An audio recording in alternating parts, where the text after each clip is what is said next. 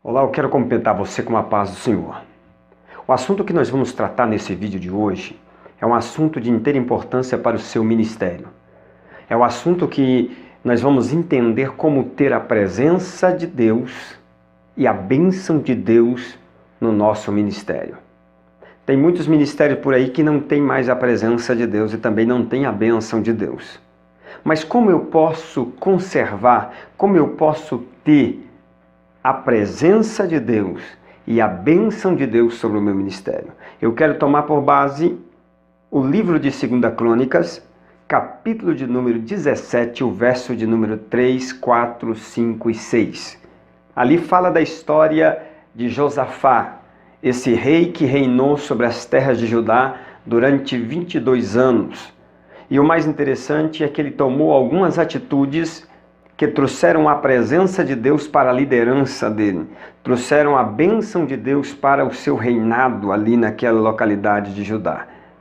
Como eu posso obter isso também para a minha vida? Tomando as mesmas atitudes que ele tomou naquele texto. A primeira atitude que ele tomou é ter uma atitude de inspiração. O que é atitude de inspiração?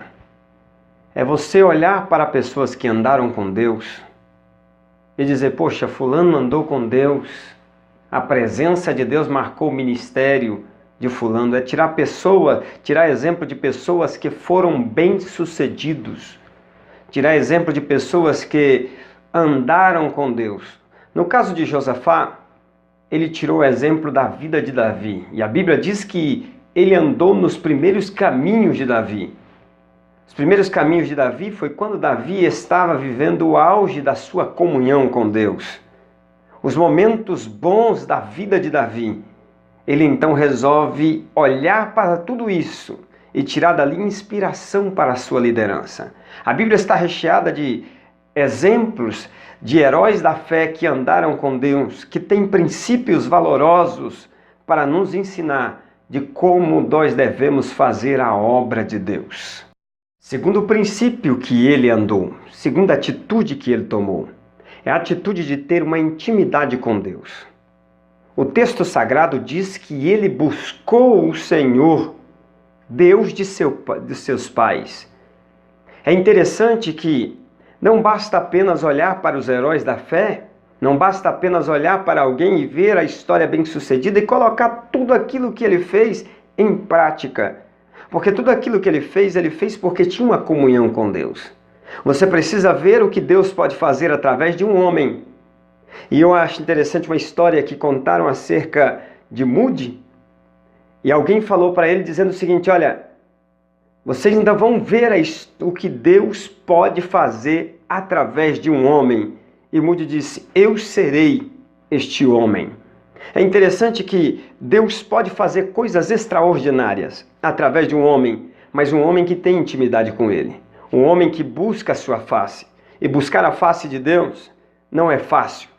Buscar a presença de Deus não é fácil. Nós podemos observar na Bíblia Sagrada que a única forma de você encontrar Deus, a única forma de Deus aparecer no seu ministério é quando você buscar Deus de todo o teu coração.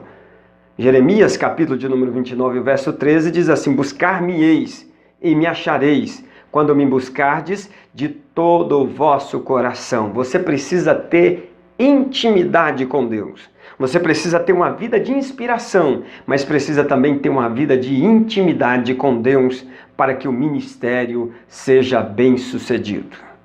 Terceira atitude que Josafá tomou é levar uma vida prática. É colocar em prática tudo aquilo que ele acreditava e tudo aquilo que ele aprendia. Nós precisamos ter uma vida de inspiração, nós precisamos ter uma vida de intimidade, mas nós precisamos também ter uma vida prática. Porque corre o risco de nós sermos bem-sucedidos no ministério, corre o risco de nós termos posições diante do ministério e da igreja do Senhor, mas fracassarmos como cristão, fracassarmos como servos de Deus, simplesmente por não praticar aquilo que professamos, simplesmente por ser um mero ator e fazer de contra e contracenar diante da igreja, mas no fundo nós não somos nada daquilo que professamos. Você não pode fracassar como cristão.